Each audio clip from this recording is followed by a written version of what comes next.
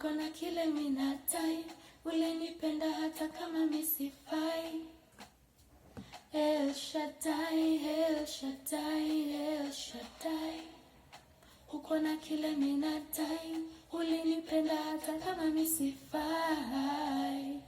El Shaddai, El Shaddai, El Shaddai. I don't know about you, but I totally love that song. I think it's such a well done song. The music video is excellent. The lyrics is pretty good. The artistic style is also good. Totally love it. I think I actually listened to it several times in a day. Anyway, welcome to a new video. And in today's video, I'm going to be sharing my personal salvation testimony. Now, this is not something I've thought of doing in the past, but I felt like in the past couple of days, God has been impressing it in my heart that I should do this. And so here it is. I think my salvation testimony is quite lengthy, but I'm going to try and compress it as much as possible, and I'll probably have to do several videos for this. So I'm thinking of maybe doing a 15-minute one, and then tomorrow I can do another probably around 15 minutes, so that it's not too long, because the actual story is quite lengthy, but I'm going to try and compress it as much as I can. So I got saved in March 2013, which means that I have been walking consistently with the Lord for the past 7 years, and I do not have even a single minute of regret. I'm really grateful for how my life is panning out, and I think that can be pegged on the fact that I received Jesus Christ as Savior when I did on that cold morning in March 2013. So for us to really appreciate my salvation story, I think I have to backtrack a little bit to my pre-salvation days, and I think I'd like to start with the childhood years. Now, growing up, I grew up in a very close-knit kind of picture-perfect family. You know, there was dad, mom, and 2 sisters, and it is really such a brilliant family, and I'm very grateful for the kind of family God placed me in. So we were a nice close-knit family. We are a nice close-knit family, and things were quite fairly normal for all my life, I think, up until I was 17 when I cleared high school. I was a good student all through. I always performed well, even when I was in primary school and in high school. I performed very well in school. I was not indisciplined. I was, a good kid. I think I was even prefect in high school. In Form 3 and Form 4, I was the class prefect. And I think some people still have beef with me until now, because they used to say that I used to rate them as noisemakers even when they were not in school. And the truth is, I used to have a default list of noisemakers because I didn't really have the time to keep on writing noisemakers. I was busy reading novels myself, so I didn't really have time to keep writing a new list of noisemakers. So what I did is I used to have the same list that I'd produce over and over again, because I used to think that I knew the people who make noise every time. So I used to have a default list. And I know that sounds really evil, and I'm really sorry if anyone was victim to that. I'm sorry. Anyway, moving back to my story, as I said, I was a good student. And one thing again about me being a good student is that I used to think that I was the perfect balance between being a good student and being a cool student. Again, I wasn't those like creepy, goody-goody two-shoes kind of students who are just bland, just boring. I really wasn't that. I took a lot of pride in thinking that I was a good student. I was a model student, but on the other hand, I was also a cool student. I actually remember one time in Form 3, I think we had like a kind of internal Chaguo Latinis awards, and I was actually awarded the coolest cop. That was like the coolest prefect, and I took such great pride in such irrelevant nonsense. Anyway, in high school, I really imagined, and I thought so highly of myself. I thought I was this brilliant person. I was very much abreast with the current affairs. I knew what was happening in the world. I thought I was an excellent communicator, and I imagined and envisioned that I would become a prolific writer before I hit the age of 25. I also toyed, I think, with the idea of becoming a lawyer, because, I had read the books and seen the movies, the well-dressed lawyers in the dapper suits, winning court cases, and going to the pub after work and drinking a scotch on the rocks. It was such a beautiful life that I envisioned. And I thought, again, as I said, very highly of myself. And so I thought life would pan out so smoothly for me, and I'd be handed everything on a silver platter, and I'd hit the big success before I was even 25. I wish. Anyway, after high school, life kind of just threw me a curveball, as so often is the case. After high school, I entered into a very intense period of identity crisis. And I think part of the reason why I got into that identity crisis is because I didn't really know what career path I wanted to pursue. I didn't really have a clear vision mapped out of what I wanted to do with my life. And I think that stemmed from the fact that in school, I excelled in the sciences and I also excelled in the humanities. So I didn't really have any clear picture of what I wanted to do with my life. And so in that 1 year, that gap year, the year we stayed between clearing high school and getting into university, was a very stressful year for me.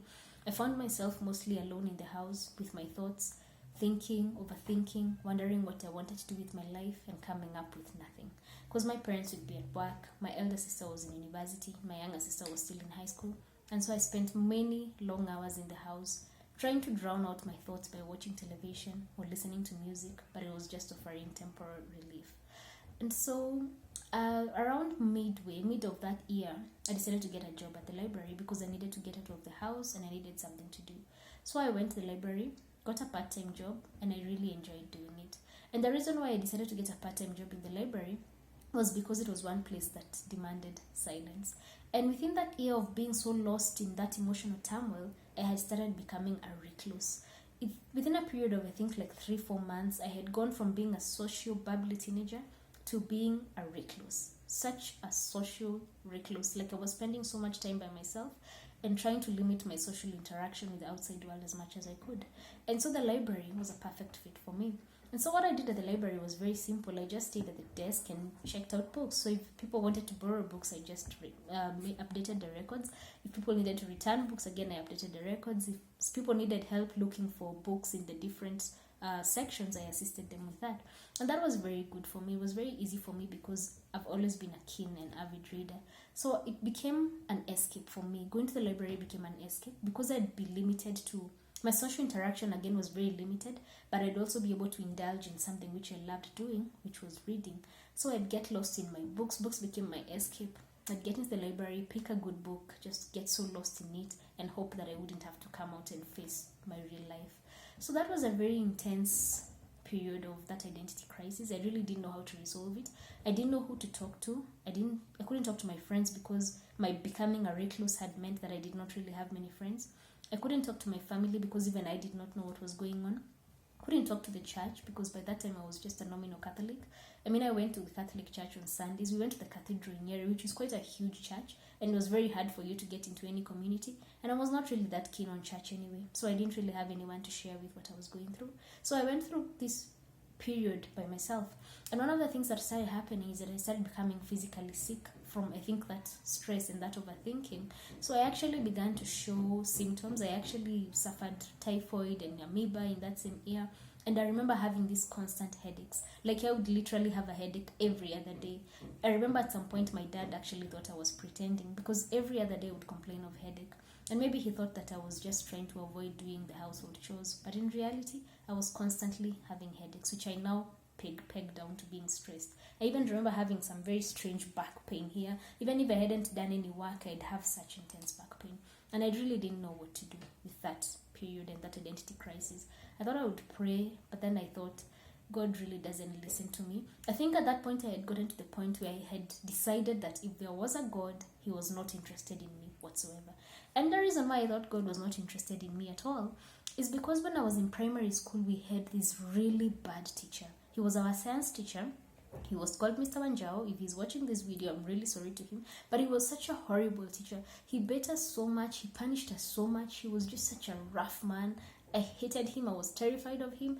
And when I was in primary school, I used to pray for him to die every day. Because we used to have, I think, science class on Monday at 6 o'clock in the morning. And I really used to dread having that science class because he'd come to class, we'd probably done an exam, and according to him, we'd failed. And fail for him actually meant even if you had an 80%, according to him, you had failed. And so he'd just start whipping us and thrashing us, and he was such a horrible man. So I had always been praying for him to die.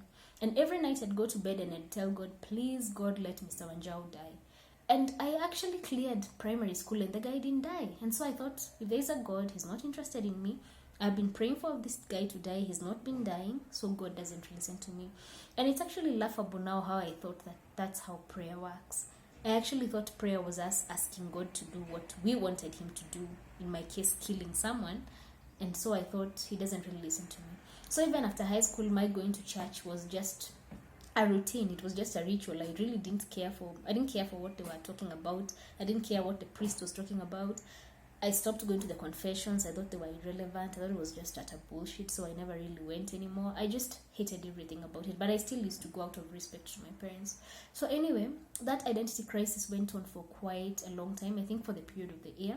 And then that's when I had the brilliant idea to leave the country.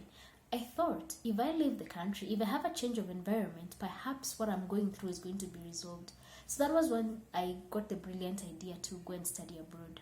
And I made applications to different countries. I think my first country of choice was the UK, and I actually made application to several universities, and I was accepted. I actually remember going to UNISERV in Westlands to make my applications, and I was accepted. I also did some applications to some universities in America, I think Australia as well, and I was just ready to go. But now when it came to the issue of the school fees, the school fees was quite steep and quite high. And my father had a very candid conversation with me, and he told me, it's not like I don't want to send you abroad to study. I'd love for you to go abroad to study, because I have been abroad and I know it could open more avenues for you, but we genuinely cannot afford this. And I understood that. I didn't really argue with my parents on that. I totally understood. I was fine with it. And then one day when I was flipping through the newspapers, because my dad used to buy a newspaper every single day, we always had a paper. So one day I'm casually flipping through the paper and I see this advert that says study in China in huge block letters, and it's just like a sign. So I think, China. Now at that point I really don't know much about China, but I think I had seen the Beijing Olympics, I think an year prior, and I had been impressed. I thought China as this beautiful, fast, rapid developing place, an emerging superpower, and I thought, if there was ever a time to go to China, this is it. So I called the number, spoke to the guy at the agency. He gave me directions. I went back to my father and my mother, and I told them, you know what, I found a study in China opportunity, and they said they actually have scholarships, so that could be a deal. So my dad told me, okay, you just go and do the whole procedure, go to Nairobi, follow up, see how it is, and then talk to me. And I did that.